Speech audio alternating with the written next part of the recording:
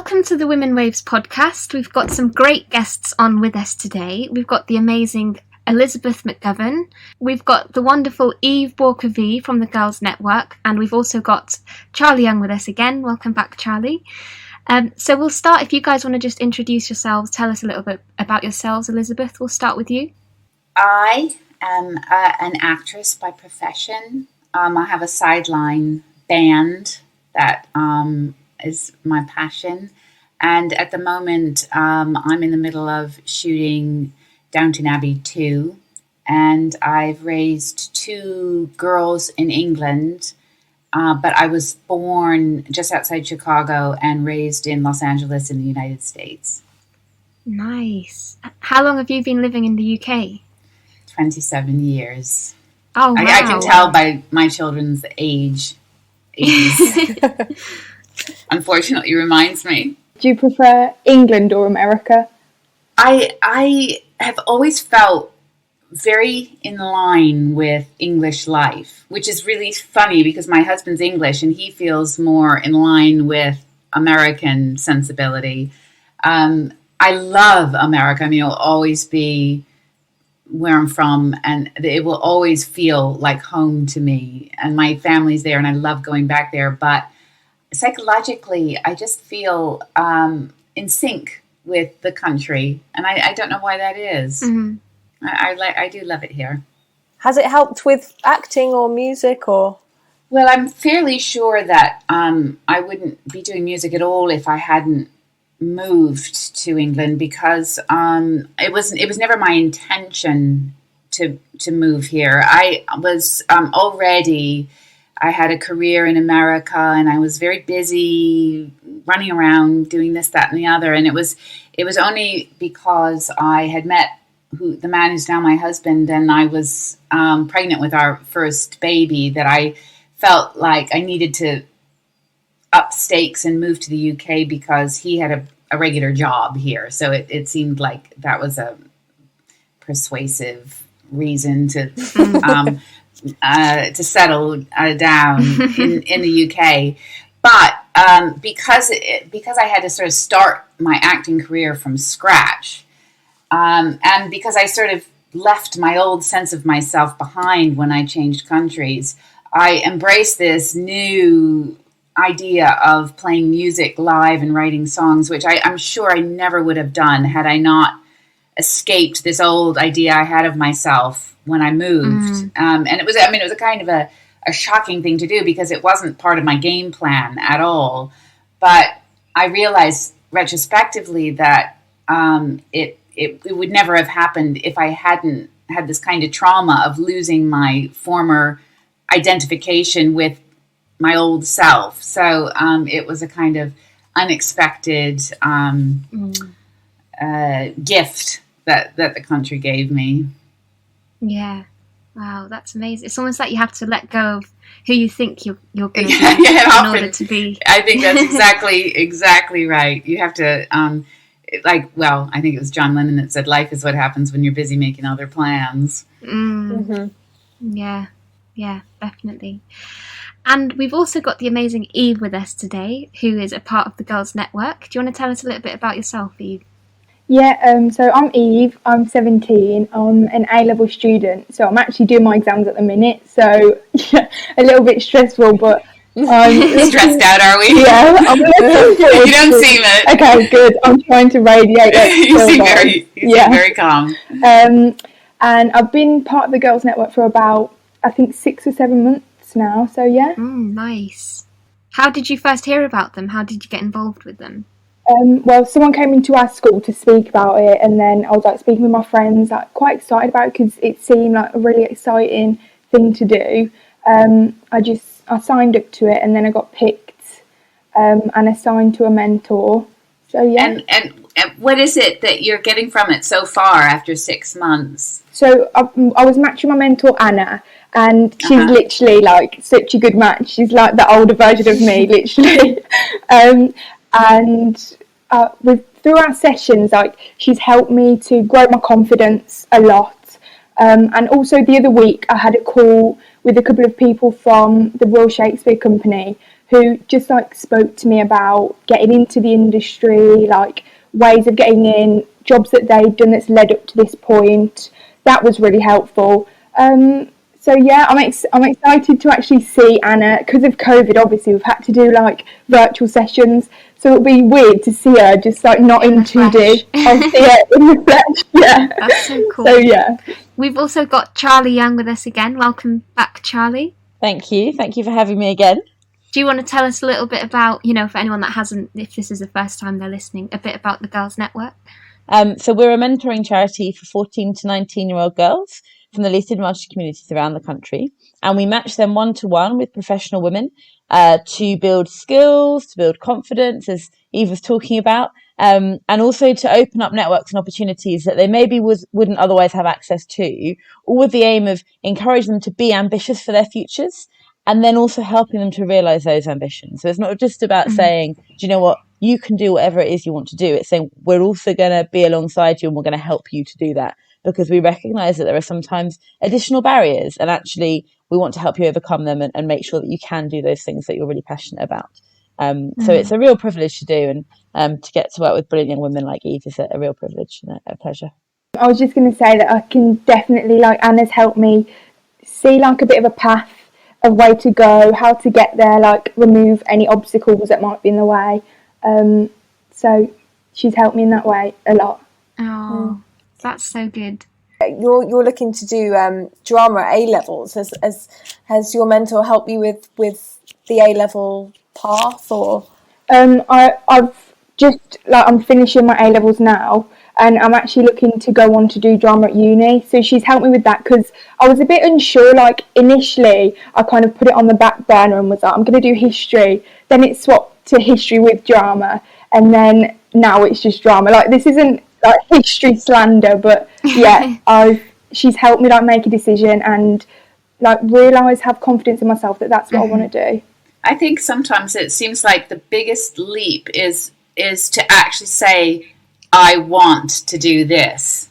I mean, that sometimes is the hardest thing for us to, and I don't know why that is. No. Yeah, I definitely feel that. I wonder if it's something about the minute you said you want to do something, it's almost a bit more exposing, and the risk of failure somehow. Exactly, because then suddenly, you open yourself up to the possible disappointment. Yeah. But yeah, definitely. But I believe there's no such thing as disappointment, because if it comes up that there's a sort of obstacle that takes you in a certain other direction, that's only another step on the path forward that you were supposed to be on, right? So it's like I suppose referring back to my story, when I was first in England, I felt so grateful that I had found this fantastic man, and I was having a baby, and all that was really excited. But I really felt this tremendous sense of failure and disappointment, because I felt like my career was completely over, because I was in England and I was really, I felt like I was just starting from scratch. And so if I didn't, that is the trajectory that steered me toward this other creative endeavor, which just has given me back so much in terms of satisfaction, in terms of finding a voice for myself. And if I hadn't experienced that sense of failure, I would never have found that. So it's all just like stepping stones, isn't it? I do find when you take a big leap or you make a big decision, like the world opens up and you see, like, you get so many more opportunities and all these other amazing things start happening because you've made a decision, and then the universe, if you believe in this, the universe will then like help you through with that decision. I agree. I mean, sometimes it's just like, okay, just say the word yes. Just say, yes, I can, I will. And then see what happens. And it's so easy to say no, or I can't. And I think it's so easy as well to think, like we were saying, fear of failing. So thinking, okay, I'm just not going to try because I don't want to fail. But actually not trying is failing. I think that's the thing that, not going for it is worse than going for it and then maybe failing the first few times. Absolutely. But, if you're still trying, you haven't failed. You just haven't got there yet, right? You're just you're working at it. Yeah. So I don't believe in failure. I don't think there's any such thing. I think there's just, there's a shift in forward motion. Yes. I like it. That happens. But, I don't think there is such a thing as failure. I remember reading a brilliant quote or t-shirt or something once that said, when something goes wrong, just smile and shout, plot twist. I really like it. Yeah. I like that. I think I might have to start doing that. That's very good. I love it. That's so brilliant. Elizabeth, how did you first start getting into acting? What was your first memory? Well, that is, it was a very strange story because I was in high school doing plays, not really taking it all that seriously. I mean, I was having a lot of fun, and it was around the time when everybody was being encouraged to apply to colleges. We don't really call them universities in America. And I was really dragging my feet about applying to colleges, universities, and I was doing a play when I was in my last year in high school, and an agent happened to be friendly with the guy that was doing the lights, his father. So she was brought to the play, and she left a message in the school office that I should contact her. And I did, not thinking too much of it, but I thought, well, I'll see if I can get some summer work to pay for college. And so I called her up, and she sent me on an audition that literally hundreds of thousands of kids were being looked at for what was to become a very, very successful movie that won the Academy Award that year.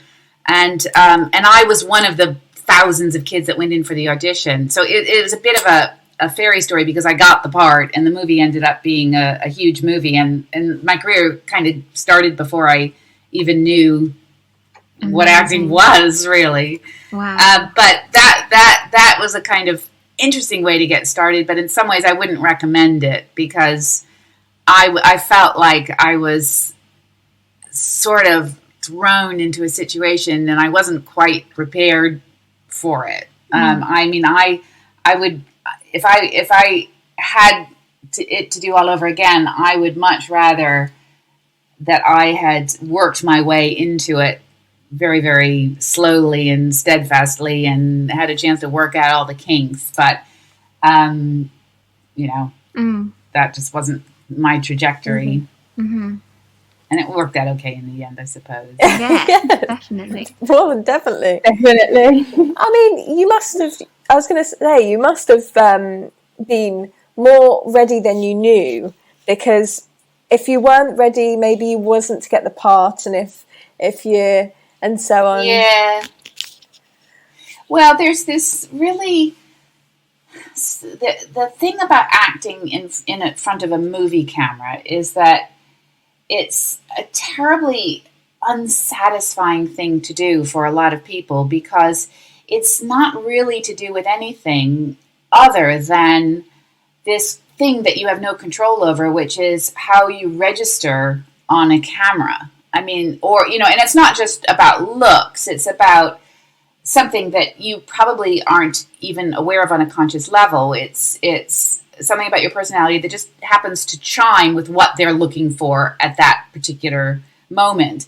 So when you're successful at doing it, you have no feeling of satisfaction, really, because it's everybody else is controlling it. They're controlling picking you or not picking you. They're controlling the way you're cut together. They're controlling the way you sound, the way you look. And so I think it's why a lot of people in the profession, particularly women, struggle over the course of many years because they never have a sense of personal satisfaction, which is why I really recommend that anybody who loves acting and loves show business definitely develop a sense of craft for the theater, or a sense of some other area in which they have control of their voice, of what they want to express, writing, directing, producing, their vision. And I think it's becoming slowly more possible for women to actually express their inner vision in the business. I mean, I think it's happening recently, and it's very, very encouraging that there are more women directors, more women writers, more women behind the scenes. Because for a woman, historically in movies, it's very much a man's world, and they'll want to capture something in a woman that appeals to them, and it's nothing really that the woman has any control over or gives her any satisfaction, except to be kind of flattered that they like you, which doesn't really make you feel good in the long run, especially when you start to get old and they start not to like you so much because they're men, So I always would encourage anybody who's a woman that wants to get into the business to, yes, be an actor, learn all what that's all about, but also learn everything, learn about directing, learn about writing, be in charge of yourself and your career, and don't ever wait around for some guy to think you're cute and put you in such and such because he gets off on it. That might help you at some point, but it doesn't make you feel as good in the long run as calling the shots yourself. And so I think that's the way you should think right from the very beginning. And I'm not saying don't, play their game, because, why not? It's, it's all kind of a fun game. But I think, right from the start, make it up for yourself, make your work for yourself, make your plan for yourself. Think about why stories work and why they don't, why some TV shows are great and some aren't, and what makes that happen, in the writing and the way it's directed, in the way it looks, and you can participate in all those areas and be an actor. So that's my takeaway from all these years I've spent doing it. That's amazing. That's such good advice, I think, for anyone listening. Have you noticed definitely. a shift in, because you have been working in the industry for a while, have you noticed a shift in how things are now compared to how they were when you first started? Obviously, with the whole Me Too movement was very powerful. Yeah, I mean, I think that is the best question of the decade because let's see. I mean, this whole thing, it's been such a recent phenomenon, and this whole, the true, genuine awareness of how women are treated in the music business, in the movie business, in the TV industry, in all media. And there is now a real sense of people really looking and scrutinizing that situation. But we'll see. It's too soon to say whether there's any real change. But I think it's up to really, it's you, Eve. It's take it and run with it. It's like be in charge. If someone tells you it's got to be this way, unless you agree with them, it doesn't necessarily. It really doesn't. And I think that people your age will not accept what people in my generation, women, always accepted as being just the way things are. And I really include myself. I see that there's a possibility for change that there never has been before. So I think it's up to this generation to capitalize on that. Mm-hmm. Yeah. I mean, I think the days of that rich, powerful man ruling everything, I think they might be numbered. Mm-hmm. But I also think that what hasn't happened enough in my generation is that women as individuals have become successful sometimes. I mean, mostly if they have a certain look that, makes them successful in front of a camera. But there are instances of women becoming successful directors and producers. But what hasn't happened, I don't think, is that they've brought a woman's sensibility to what they do. A lot of the time what's happened is they become successful because they learn how to act like guys and talk like guys and make decisions like guys. And what I would like to see happening is, and I think is happening more, is women supporting other women and giving a voice to our true experience of life and our taste and our feelings and the way we view things, rather than trying to beat the men at their own game by creating stories that are what they would do. Yeah. So I think that's very important, not just to become successful, but to use that to really give voice to a woman's experience. And I think that's starting to happen too. Mm-hmm. But I don't think women have historically supported each other quite as much as men do. Mm-hmm. And it's held us back. Mm-hmm. And I don't really know why that is. I think probably because it's so much harder for them and it's so much more competitive that they're threatened by other women's success a lot of the time, rather than understanding that one woman's success is a success for everybody. I definitely think that it's more common for like women to be played off against other women rather than like rise up together. Absolutely. That's very interesting. You should say that, because it took me a long time to see that and to understand it. And it's very subtle. Yeah. I mean, you can see it in a lot of times when you read writing about films or the theater and the kind of comments on the way women look or, their weight or their age or things like this that they would never talk about if it with a man.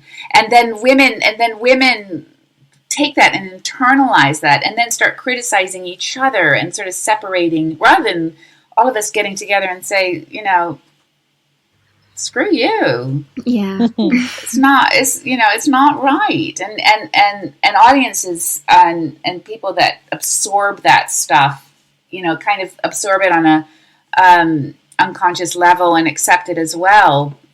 But I think it is changing. I think we gotta take it and run with it now. Yeah, definitely. We say this every week. I think it's one of those things where it's just like we just need to keep looking out for each other. That's the only way we can grow. Do you see that's exactly right. And I'm telling you, I think this generation does it so much more than my generation ever did. And I think more than my mother's generation, even, we're getting there. Mm-hmm. Definitely. And it's really interesting to hear you saying about like how often the successful women, it has been because they've learnt to think like a man and do the stuff that's kind of that system, instead of thinking, okay, actually we're going to tell this story as a woman, but because like you said, that's overlooked quite often, that way of being hasn't really developed as much as it should. But if everyone starts to do that, then hopefully that way of doing things will start to take over and become more powerful. I was just going to say, I don't know if it's I don't know if this is me just like generalizing, but I know that I've read quite a lot of things that have said we've been brought up in a world of man. We have phones that are too big for women's hands. We have like just small things, but are huge things for a female. No wonder in some way we're writing more like a man because we're brought up to think like one. Yeah. Yeah. It's these kind of subtextual messages always that make you feel like if you want to be successful, you have to lock your womanhood at the door. I think it's true, and I think you see it across sectors where women are in leadership and feeling like they have to mimic and ape sort of more male behaviours and characteristics.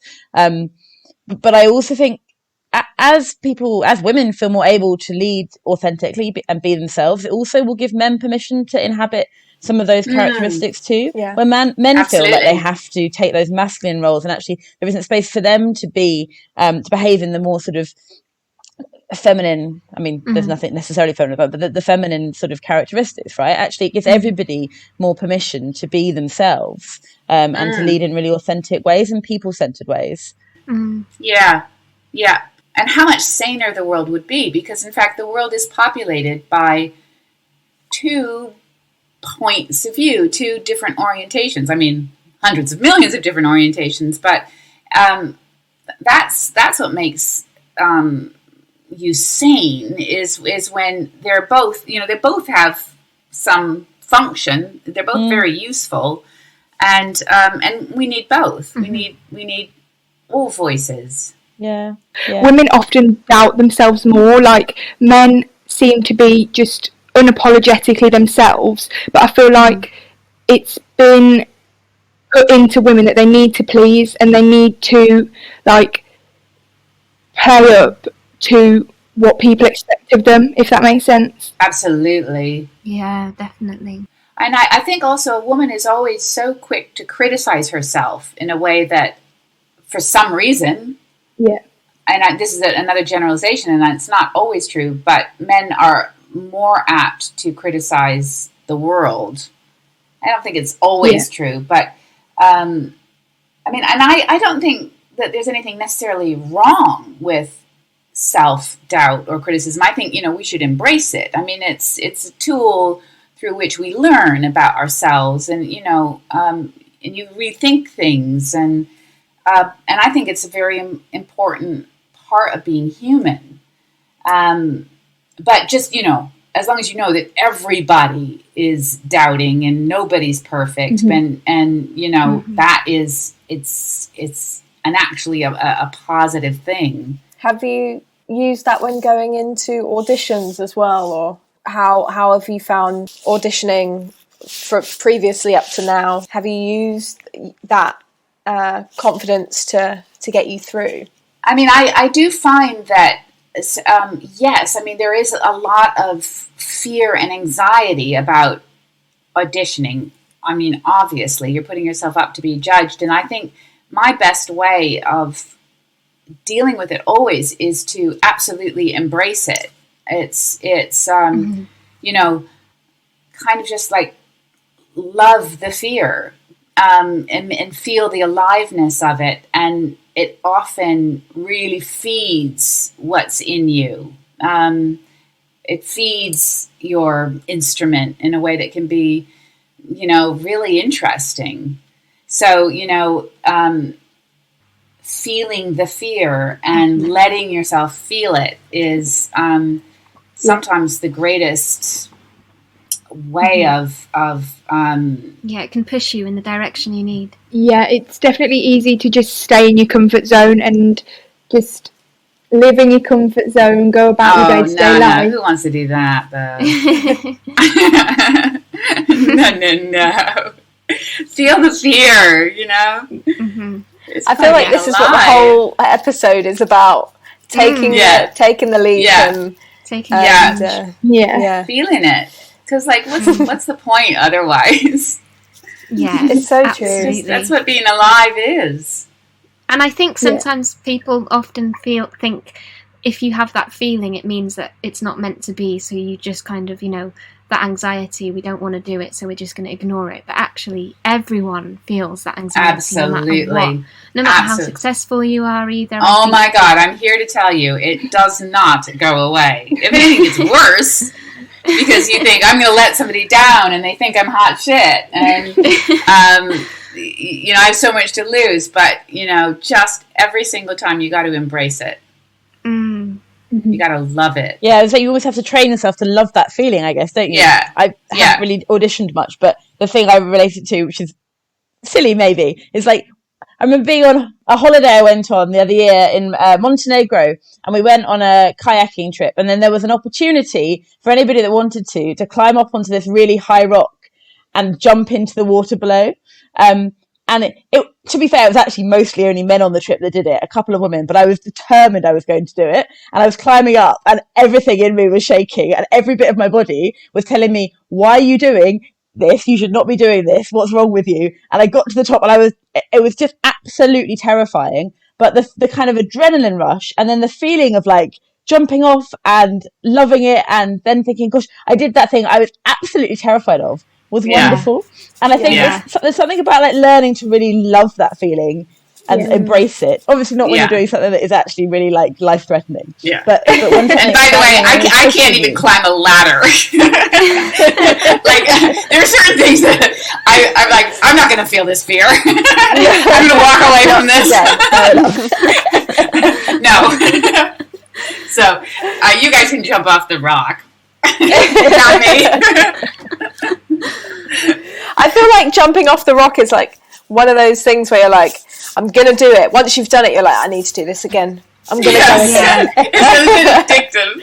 It's true. So Eve, what's the plan now after you do your A levels? I'm curious what kind of advice you were getting in terms of like just pragmatic step by step. So I want to take a gap year.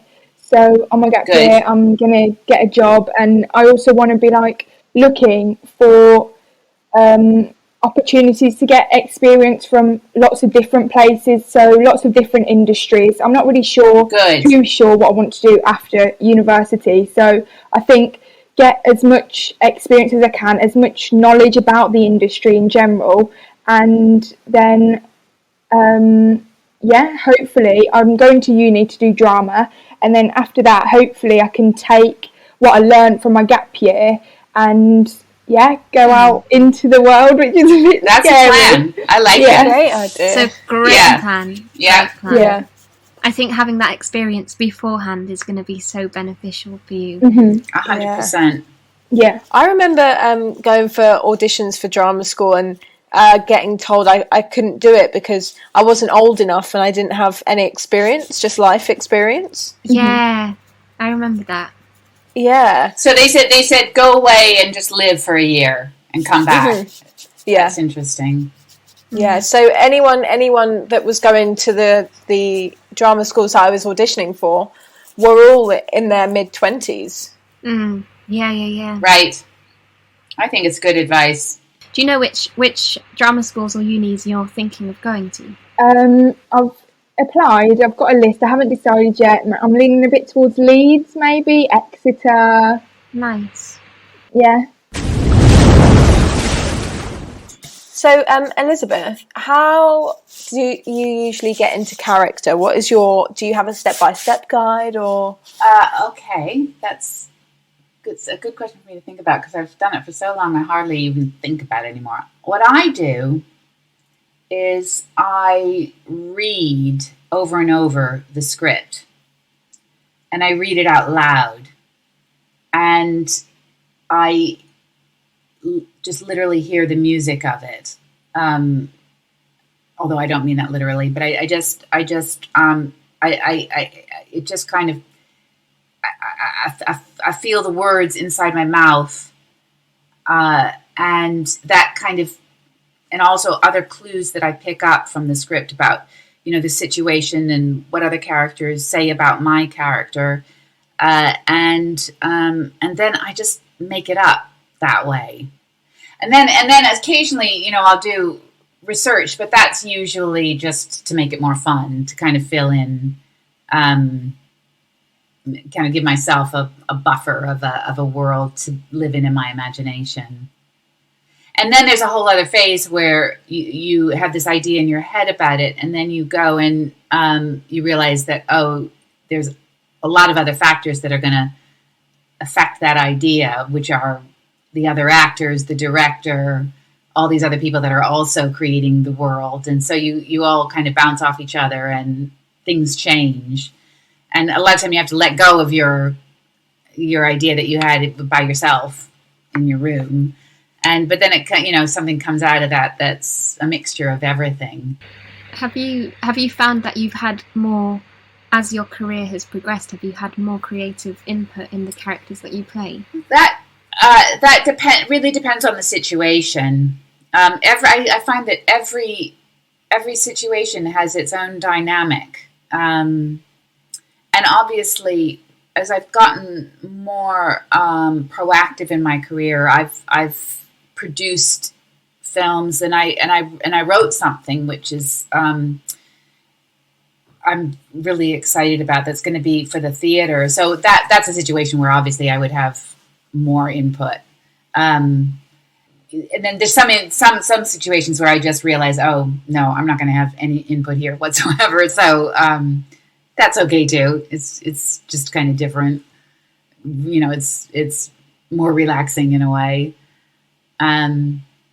So yeah, I think every situation is different. Are there any, Eve, any characters that you would be really excited to play? Have you got like an idea as to what character you want to start with? I'm not sure. I really enjoy watching like comical characters. I think like it's amazing that you can make someone laugh by like a character that you take on. But on like the opposite end of that, I also like the more serious characters, the ones that you kind of like form a connection with as like an audience member or when you're watching a film. Really, any character. I'll take anything. I'll have anything to go. That's a good way to start. Yeah. I also kind of feel like if anything that I see is either all tragic or all funny, it's not like real life, which is both tragic and funny. So I think the things that are the best, the TV shows, the movies, the plays, are things that are both, because I think real life is incredibly hilarious and incredibly tragic in different moments. And if you don't have both, you're not really looking at the whole picture. So Eve, what are your favorite TV shows or films or plays? My favourite film of all time is Mamma Mia, definitely. Oh, right. But then my favourite TV show is a bit of a weird one, probably Gavin and Stacey. Yeah, of course. Oh, yeah. That's totally not weird. So I yeah, love that show. Yeah, I love it. Did you I heard that they might be doing a remake, or not? Yes. Sorry, another one soon. Yeah. Hopefully. I've seen like all the pictures and the articles, and I'm like, please. Yeah. We were talking about that, weren't we, Leash, the other day on an episode, because in Barry Island, they've got, where it's filmed, there's the house where Stacey used to live. They've turned it into like a shrine, so people just go there and visit. Really? And like the woman still lives there, but she just lets people in. Like, I think she charges £1 or something. Right. The amount of Poor people woman. going there. Yeah. Can you imagine? It's so funny. I might have to put that on my bucket list. Yeah. She's probably like charging £1 for each time people come in to give them like a tea or coffee or something. She's like stocking up on the tea and coffees with the £1. Eve, I was going to ask, what made you first want to get into like drama? Have you always been interested in it?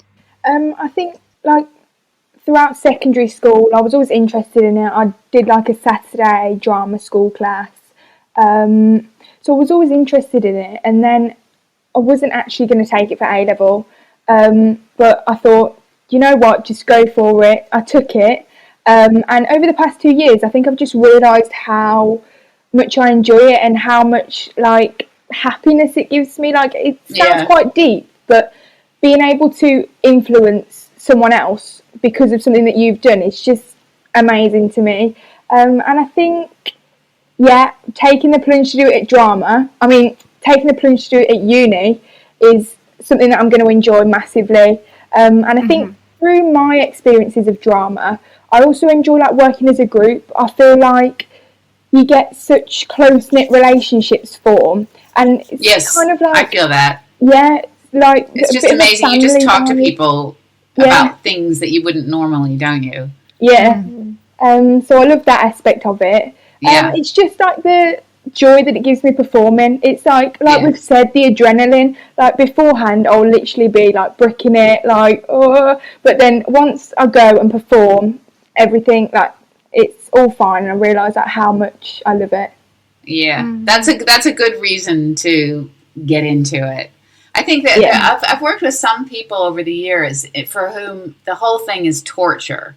It's like, it's torture to do the part. It's torture to publicize the part. So, and I just think, no, you got to do it for joy.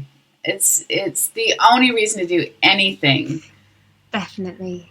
Yeah. Find the joy. Obviously, there's going to be some torturous days with anything you do, but find the joy, and also find the connection, because that's what makes you great at acting, is if you can connect to an audience and connect to another person on stage. It's not about you performing, which I'm sure you if you haven't discovered, you will. It's about you connecting to another person and having a real conversation, and that's what makes an audience interested. So those are two good reasons to get into it. And it's can be quite a difficult industry. So if you're not doing it for the love of it, then oh my God, completely. Literally. Yeah. It would be torture, wouldn't it? Yeah. It would be absolute torture. Yeah, that's exactly right. Yeah, it's so refreshing just chatting to you, Eve, about it and seeing your energy and your excitement, because I think just seeing someone who's just at the very beginning of their career, I think there's something so inspiring about that, and it's just that energy where you can see that you're clearly passionate and you're excited about it, and I think there's definitely great things coming for you. If you have that, you have everything. The rest is just frosting. Yeah, I'm glad that my energy and passion comes across. Oh yeah, it definitely does. Yeah. Yeah, it's exciting. Scary, but exciting. You've taken the first steps, so... Yeah, taking the plunge, as we say. Taking the plunge. Yeah. Only great things can follow. Yeah. Elizabeth, do you have any... I always ask this question to any actors we have on. Do you have any funny audition stories that you can share with us? Put you on the spot. Yeah. I'll have to get back to you on that. Okay, have a think. Yeah, I'll have a think. I'll email you a funny audition story if I can. Oh, dude. Yeah, because unfortunately, there's something about my brain whenever anyone asks me for a story or a joke, it goes into like sort of a gray gray freeze. It's almost like I've been knocked unconscious. Yeah, I do that with most things, and then I sound like I have nothing to say, but I can't think of anything. My daughter, when my daughter was little, we used to be joking around, and then it would kind of settle, and then she'd suddenly look at me, and because she's bored, she'd go, "Mum, make me laugh." Make me laugh. And I was like, you can't just tell me to make you laugh. It doesn't work that way. If you try, does she pretend to laugh or no, because she's very grumpy. It's okay. Tough crowd. Yeah. Make me laugh.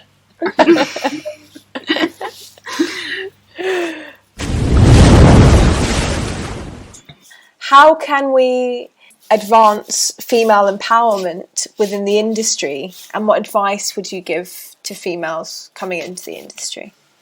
I think by creating work, creating projects, being instigators, writing, directing, producing, being the starter of something, and whilst doing it, support other women's voices, gifts, talents, and whilst working, support them, because we all benefit in the long run. I think that's how men have kept their hold on things, because they tend to do that more with each other. So we can learn from them. I definitely second that. Steal that trick as well. I think also just like knowing your self-worth.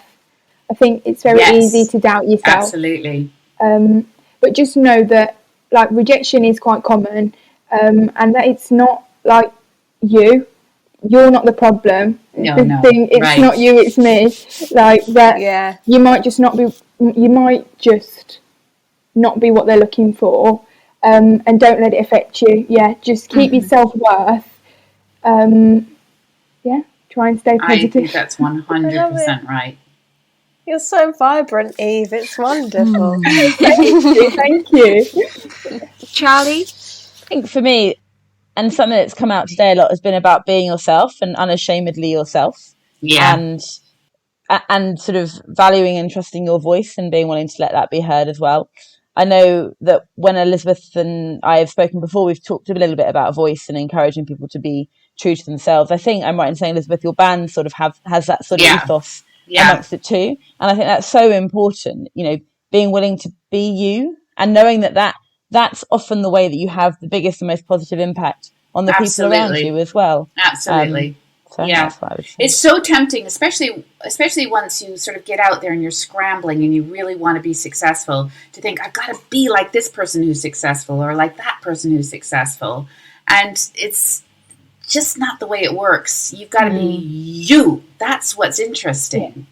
That's what people want. And maybe they don't want it today or for this project, but ultimately that's what they will want. Yeah. And it's just so true, like everything that you guys have been saying, I think empowering each other, like things like this podcast and us all chatting to each other today, like this is what is hopefully going to make a shift in not just the industry, but just for women in general, I think. Yes. Yeah. There's so many tricks to make you doubt yourself. There's so many tricks. And I think one of the tricks also is like, especially because I have this band and with music, there's all this thing of, you're not good enough. You're not a good enough singer. You're not a good enough. Well, it's not about that. It's not being a good enough actor either, because